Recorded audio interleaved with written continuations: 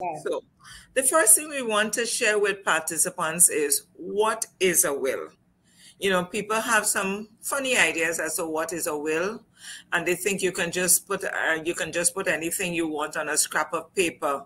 Just tear out a sheet from a copybook page and write something. Unfortunately, it's a lot more than that. And our definition here is a very good synopsis of what it is. It's a legally enforceable written document in which you determine what should happen to your property after you have passed on. Yes, I like that definition as well, Vivian. And perhaps we could take it apart a bit there. The Sure. first thing that strikes out to me in the definition, in the first line, would be legally enforceable. And oftentimes, persons seem to focus on the written part.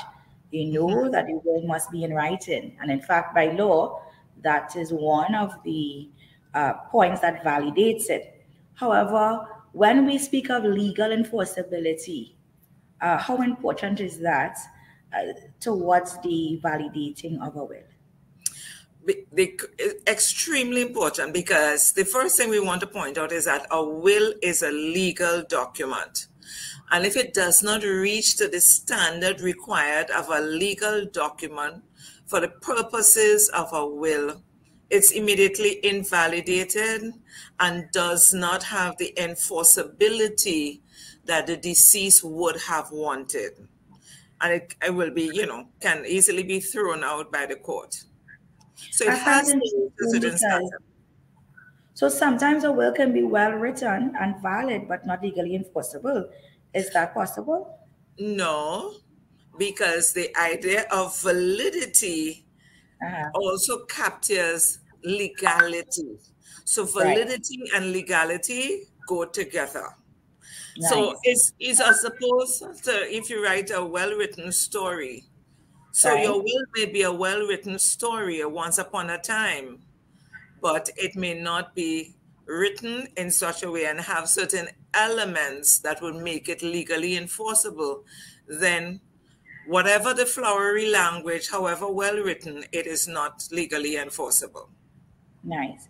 So this, we then go on to say that in which a person, oftentimes we refer to the person in a will as a testator. Yes? That's correct. So the testator determines how their property or their estate should be distributed. And not now, but correct. After. That is correct. And as we plunge a little further, you will see why not now and the importance of after. So just for clarification's sake, for those joining us now, the will that we are speaking about is your last will and testament, and not a living will that demonstrates your desire while still alive. This is for after death. That's correct. In Trinidad and Tobago, we really do not have living wills as you have in America. In Trinidad and Tobago, our will is your last will and testament. Yes, I've had clients ask that before. Yeah. So I just we're not talking about living wills. Yes. Dead wills. All right. So we can look at the next slide. Yeah, sure, of course. When you should make a will. Yeah. Who should make? Why? Okay. We are with why you should make a will. All adults should make a will, so that you can determine what you would like to have done with your property after your passing. Sometimes people tend to think you need to have house and lands and cars and large sums of money in the bank. From the time you are an adult, you may have books, you may have art collection, you may have a car, you may have house. Whatever you have that is precious and dear to you, you would want to ensure that it is passed on to a particular person or persons. And so from the time you reach an adult age and you begin to acquire things, you should consider making a will, because it can always be changed. What though, Mrs. Joseph, of things that you do not yet have, but you are legally entitled to? Are those as well covered in a will? Yes, like you could be a beneficiary of something. You could have inherited something, but it's not yet in your hands. And so you can talk about your beneficial interest in a particular property or so. Right. So it may not just be what you already physically have in your life, but it can also mean what you were entitled to have had after your death. That That's your correct. will will also cover, including if And you get hit by PTSD in an accident and you die in a manner that's that correct. entitles you to compensation. Absolutely so. Good. Okay. And next slide. All right. I think we've covered this to some extent. When should you make a will? We've said this. All right. What do you need to include in a will? Bottom line is everything that you have owned, and we have given a breakdown of what almost everybody owns in some degree or the other. House, land, car, finances. And you see specific to finances, we have a slightly smaller breakdown. Your savings account, your fixed deposits, your insurance policies, and stuff of that nature. These are the things that will comprise what you own, that you are free to leave to any relative. Can a will be changed? And oh yes, a will can be changed, and it can be changed at any point in time. And who can, yeah, so yes, we said, Sorry. Who can prepare well? Sorry. so let's go back to can a will be changed? Or who can 6. prepare a will?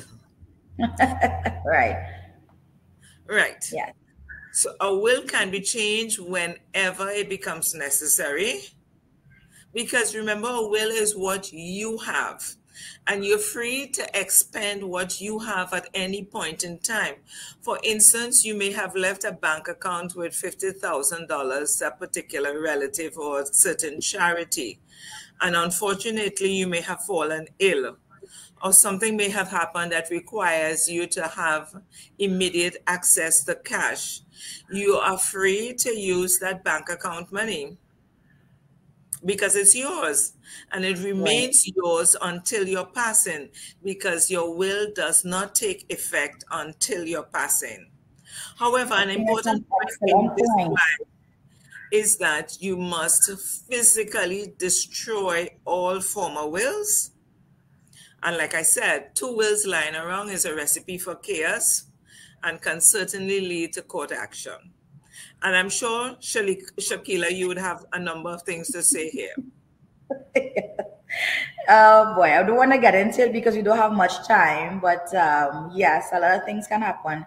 What I was asking though, or your opinion on, is in relation to wills that were deposited already.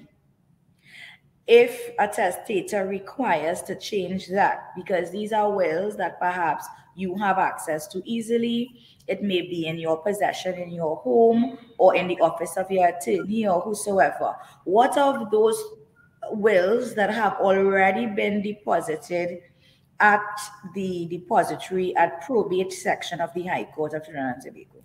All right.